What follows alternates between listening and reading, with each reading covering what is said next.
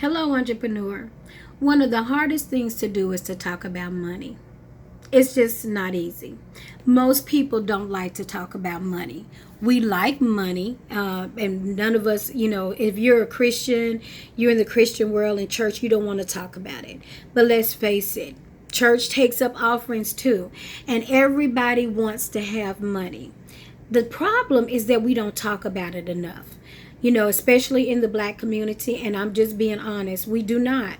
It wasn't, I remember in high school being on the cheerleading squad, and it would be time to pay for something, and other friends who didn't look like me would rush to their purse, grab their checkbook, and they were able to take care of things. I didn't start dealing with a checking account or a checkbook until I was in college. And so I didn't always have a realistic view, and I was extremely spoiled. So I didn't always have a realistic view of money. And it wasn't until I got older and I made a lot of mistakes and I found out that way. However, I learned from that I needed to talk to my children early about money. I needed them to understand about credit and making sure that they were honest, that they didn't spend everything, and that they thought savings. One of the biggest things that we're going to dispel in this video is that we always think that myth number one, I can always make more money. Even if you can make more money, that's not the answer, because more money is never enough money. That's not even a realistic goal. When you start dealing with money, you have to have realistic goals. You can't say, I want to make enough money to pay all my bills. That sounds real good, doesn't it? Wrong. That's not a real number. That's not a real thing. Okay, let's dissect that sentence. I want to make enough money to pay all my bills. Who's creating the bills? You. You could decide to not have any bills. You could decide to buy a cash car and live in a car and say, I'm not paying bills. I'm just being honest. When you dissect that, it doesn't make sense, and it is not an intelligent goal to have for money. What you want to do is you want to look and see, wait a minute, where are my bills? Why are they what they are? And who am I trying to impress with my bills?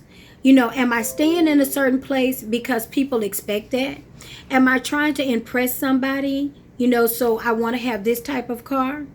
And that type of car leads to insurance that I can't afford. So I'm driving around, taking chances. Some states have totally stopped that with the software they have. They can tell immediately if you're on the road illegal.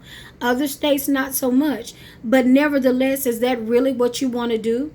Do you really want to impress people or look a certain way, or do you really want to be a certain way?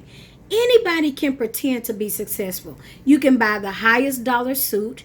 You can go to the finest places, but nobody knows what you have to do behind the scenes to get there. Or you could take a real approach and learn how to handle money. The first step in handling money is being able to talk about it. Being able to be honest about money. I cannot tell you how many people come each year and it's time to do taxes, and I have a million stories.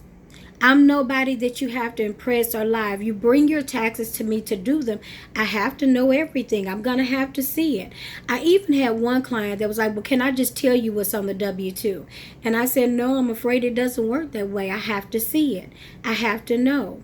I don't know why we feel like we have to lie, because we really don't.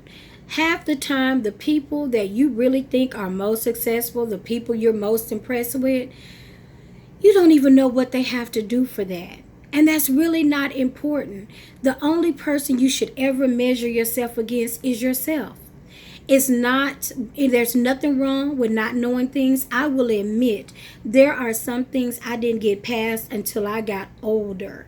and I got mature and realized and went through life altering situations, and I started to think this doesn't matter, that doesn't matter. Some things never mattered to me anyway, but people would put pressure and I thought they were important. And I had to really take it back and go, wait a minute, this is who I want to be, and let me start working on that. And I don't care what anybody else thinks. That's a sign of growth. We all have growth moments, and when we can admit those moments to ourselves, we can begin to grow. I remember I had a friend in high school and kind of early in college, and she and I were terrible for each other. We were more like frenemies. We loved clothes, we loved fashion, and we would shop at that time at the Limited and a store called Paul Harris. And we would be in competition. Did you see the new things that came out? Girl, I got it. Or I put it on layaway. And it wasn't till after a while I thought, man, trying to keep up with her is meaning I don't have anything saved. Period. And I didn't like that feeling. So I immediately stopped and started saying, okay. And, she continued bragging. That was just kind of her personality. Didn't stop me from liking her, but I had to stop that energy from driving me. A lot of times in our personal finances, that's what we deal with. We have people, ideas, or concepts that drive us to do things that are not conducive. So if we're going to talk about money, the first thing is let's be open to talk about money. Be open to learn things that you don't know.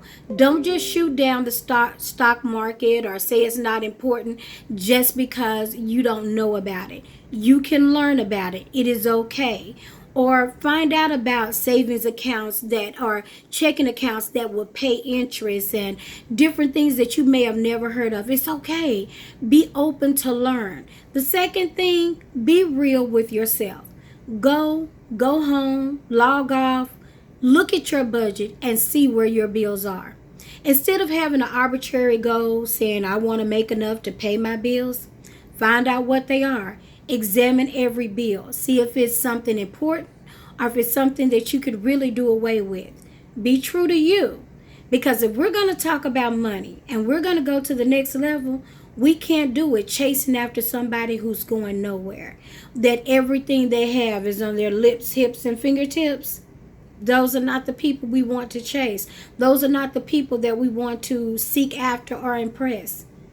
We're trying to go somewhere else. Anybody can look like anything. Anybody can pretend. But if we're going to really talk about money, we're going to do it the right way, and we're going to build wealth. We're going to build something that we can leave our children, and then we're going to build something that will help our children know how to manage what we've left them. It's been your girl, the Queen Bee of Doing Business Better, saying, we're talking about money. Bye-bye.